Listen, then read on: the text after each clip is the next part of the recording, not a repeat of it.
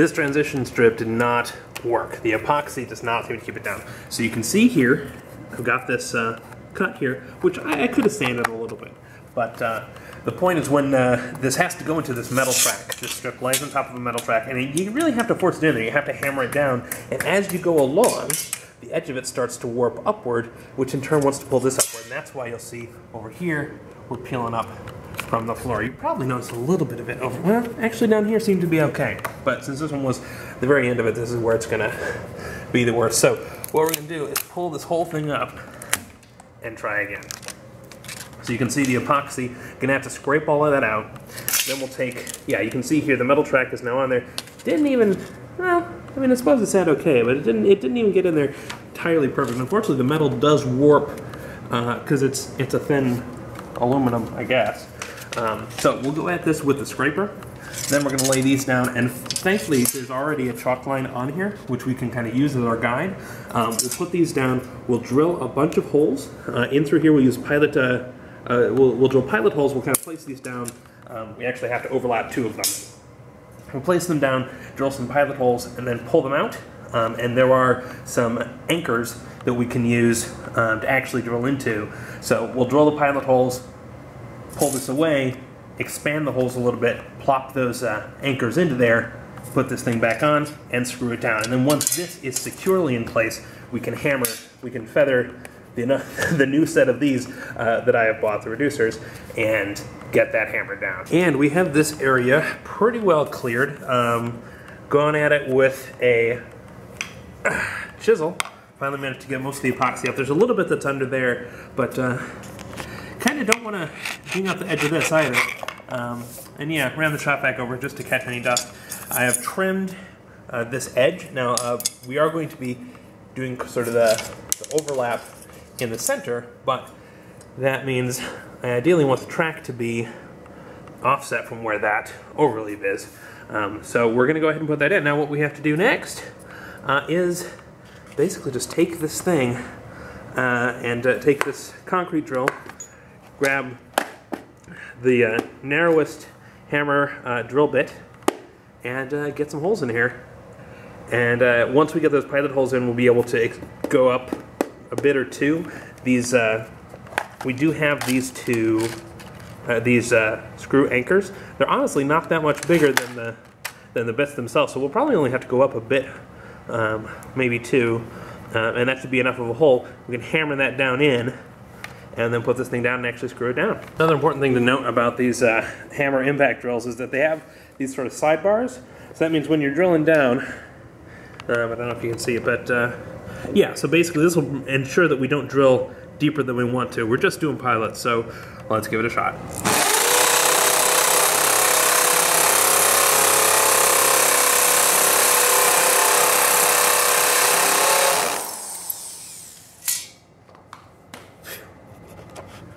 All right, got one.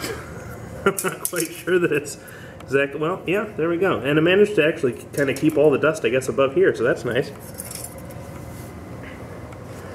Just a whole bunch more to go. Now actually, I think they only gave us 4 screws for each of these tracks, so I guess we won't use all of them. We'll put one down there, we'll use that one, and then, yeah, it's kind of, we'll use a couple extra too. Actually, before I do anything like that, I do want to make sure we can get this, we're going to try widening and make sure this is going to work. So this, we'll need to hammer it in here, this anchor, but it is not going to fit in this hole, I don't think. Although, you know what? It just might. It's worth a try. Nope.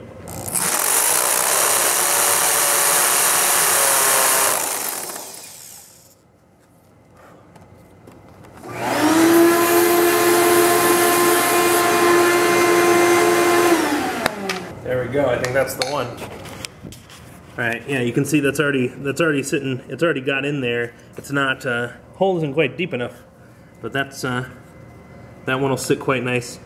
And then once there's a screw in it, this bit should expand and fill that space. And I have lightly screwed this one down, and it is staying in place. And that means we can go ahead and drill the pilot holes for the rest of these. I mean, these ones this is still a loose piece, so we'll have to probably do 2 of those.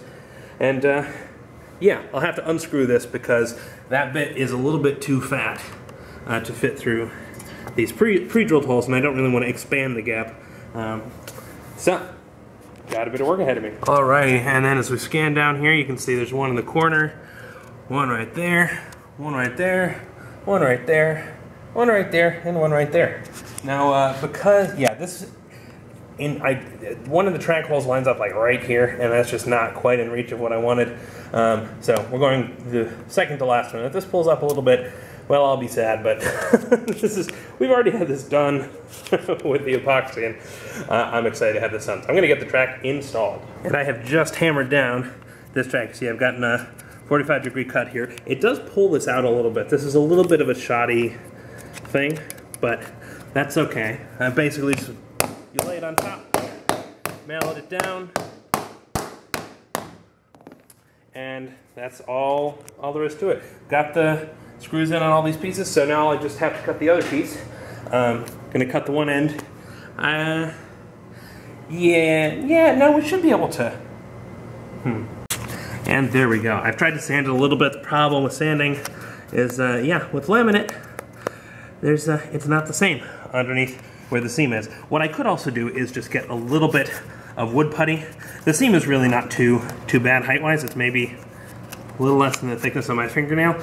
You get some wood putty, put that over it, and then just sort of sand that down to smooth that out. But we are done. This thing is down, and it is not coming up, baby. I'm excited. All right, so that's technically the flooring done. We just have to do all the rest of the stuff. Okay, so I've pulled all of the old trim back off. You'll notice I have a little thing there. I've also gone ahead and wired up these Wemo light switches here, which are fantastic. I haven't used them since I lived in New York, so it's been quite some time, but the best part, because those doors open, and when the doors are open, they block the light switch. Alexa, turn off the studio. Okay. Alexa, turn on the studio. Okay. So now I don't have to worry when I'm coming in here about getting in, closing the door so I can get access to that light switch. Now one thing I do want to mention, so I got rid of all the old trim, but I actually decided that I would try two stains. I looked at a gray stain and a dark cherry stain that for some reason I just kind of thought looked neat. And I realized after putting it up here, it actually matches pretty well with some of the base traps that I've got. And so I think I'm actually going to end up going with a dark cherry trim. So I guess it's a good thing. I have to tear it all up and work on that. So first step right now is getting the door frame done. Need to get those pieces stained and then that up. And then everything else is going to be kind of, one by one. Cut it, stain it again. Once everything's up, I'll do kind of a final coat of stain. I think though I am going to need to do a little bit of extra painting around the door in particular, because I think that the pieces that I'm putting out might be a little bit smaller, a little bit narrower than would have been on there before, and so some of the white that didn't get painted while the trim was still up there is going to seep through. So probably we'll throw some paint on there, then put everything up. Okay, these aren't fastened in any way because I still have to take them down and sand them and stain them. But I want to show you a little bit of an issue that didn't really occur to me until I had this up. So one of the problems is that there isn't really enough room up here because of this duct, the cool air return that comes down into here for a full door trim. Unless you went with a very narrow trim, but I don't want the narrow trim on the side. So what I decided to do, looking at a previous video, kind of at the old trim, was that what they did is they did this miter cut and then they just left some of this flush up here. I suppose I could also just try and do it square.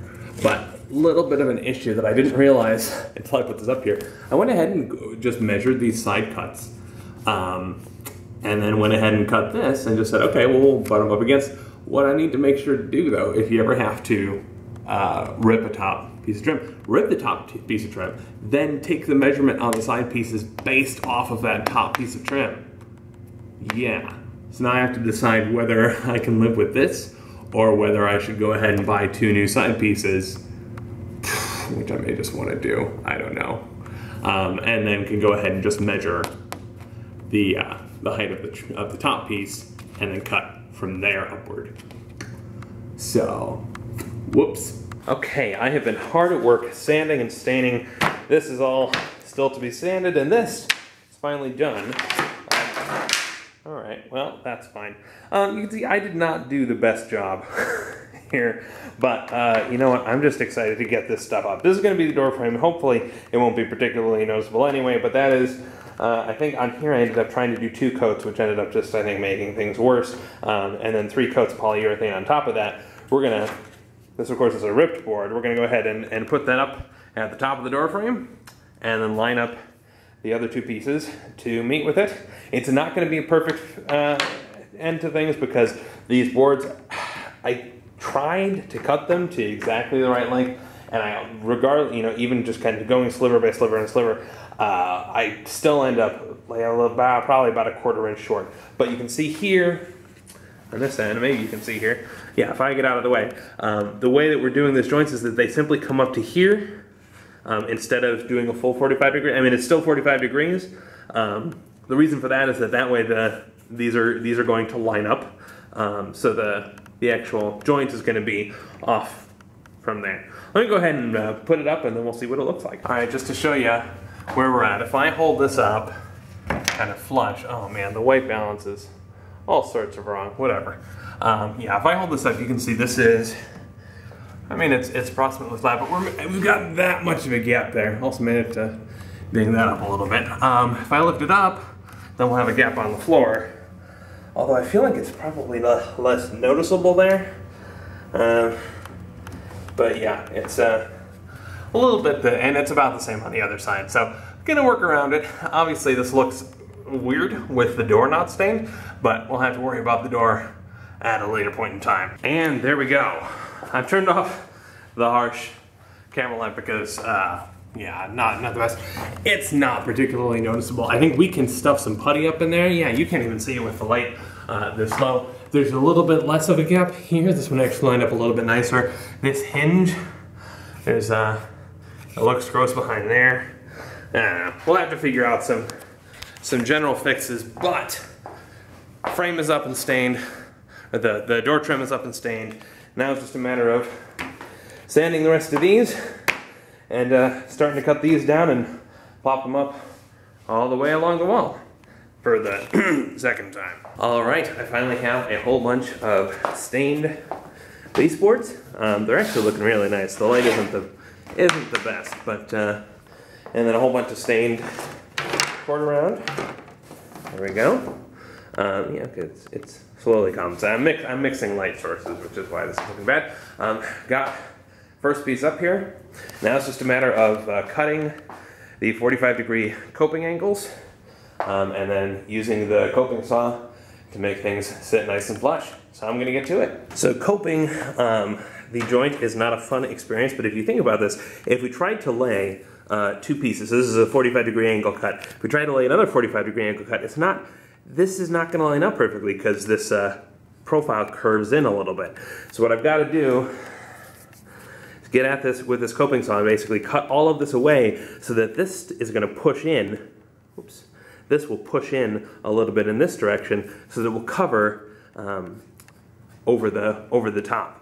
So I've got to get to that, and that's a manual job because I don't have a funny jigsaw attachment to do that with. And all right, there we go. You can see it's garbage in the back here, but that doesn't particularly matter because what matters is that this will now overlap correctly.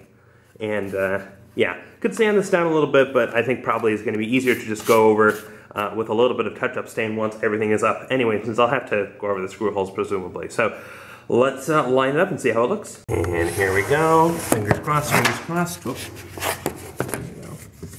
There we go. Wow, I'm stuck on something. Oh man, this board is terribly, terribly warped. Down there in particular. All right, fair enough. I can't, did it warp while being stained? How on earth did that happen? Gonna have to call it good. I think I'm gonna try and just, I mean, we're gonna be nailing it in anyway, so I'll try and work against the warp, maybe? Yeah, I mean, I don't wanna discard this and do another one, so I think I'm just gonna try and make it work. Okay, we are almost there. We started over here, we've made it all the way around, over all the way around to there. This board is not on yet. I decided instead, because this corner was such a pain in the butt and I wanted kind of a long thing along here, decided to do this wall first.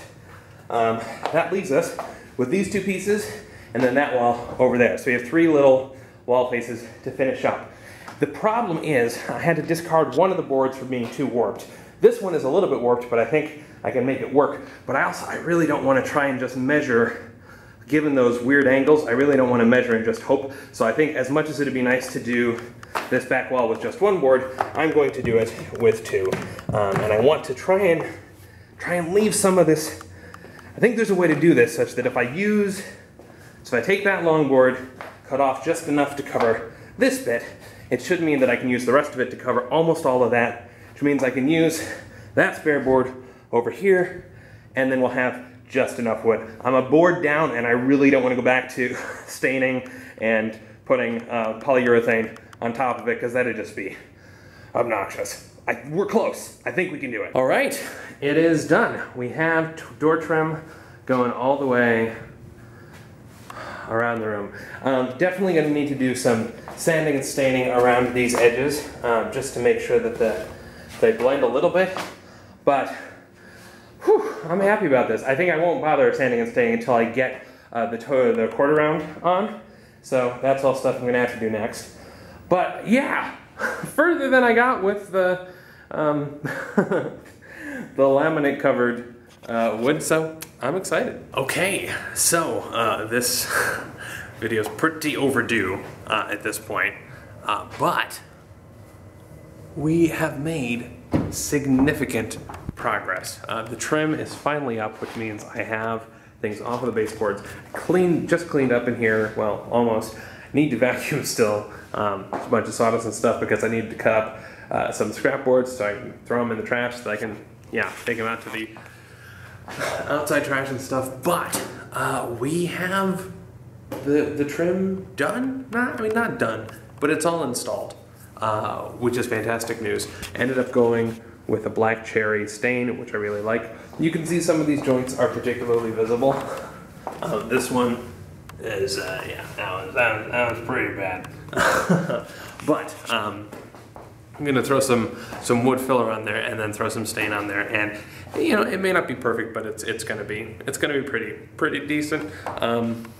Yeah, I do have a couple of places where need to do a little bit of touch-up paint and stuff like that. I am probably gonna have to go with a damp rag and kind of go all along the walls because there's so much sawdust that kind of just ended up getting plastered over everything in here. At some point, I want to go ahead and sand the breaker box access thing down, and of course the same with the doors. I want to go ahead and probably stain those all to match. I think that I'll get some purple, like a burgundy, for this. I also realized, oh yeah, you can tell from there. The acoustic foam, some of the acoustic foam that I have, it's a lovely burgundy, and it matches very well. Why? What are you focusing on, camera? There's nothing but that. Okay, whatever.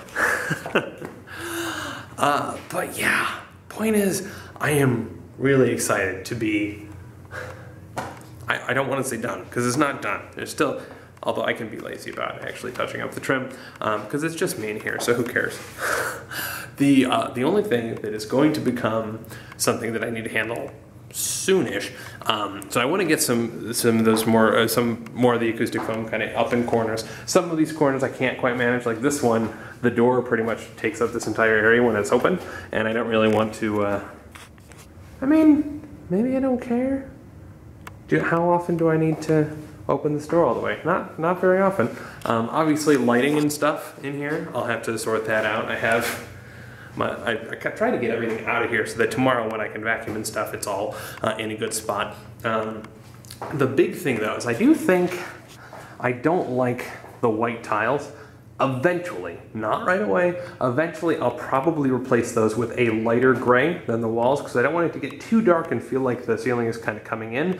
But yeah, the white just isn't doing it for me. And as soon as it gets a little bit of dust, it just starts to look really dingy and stuff. So I don't know, we'll see. But actually, what I do need to make sure to do, pretty soon, and this is why I haven't started moving any furniture or anything in, is a bunch of the floorboards above in my son's room are really creaky, and we didn't know that before the carpet was installed because we had to have, they were installing carpet before we moved in.